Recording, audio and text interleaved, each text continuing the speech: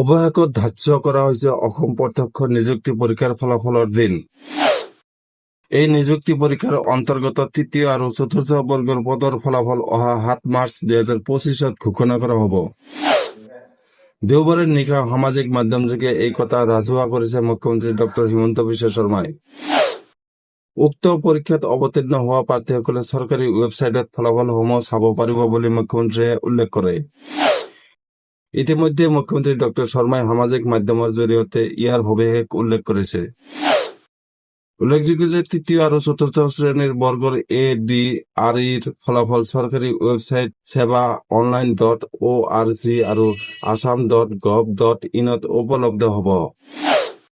প্ৰাৰ্থীসকলে তেওঁলোকৰ ফলাফল এইসমূহ ৱেবছাইটত চাব পাৰিব আৰু ফলাফল আনুষ্ঠানিকভাৱে প্ৰকাশ হ'লে তেওঁলোকৰ আবেদনৰ সবিশেষ তথা স্ক'ৰ কাৰ্ড ডাউনলোড কৰিব পাৰিব। একেদৰে ইয়াৰ এদিন আগতে 6 মাৰ্চত অসম আৰক্ষী SIৰ ফলাফল ঘোষণা কৰা হ'ব।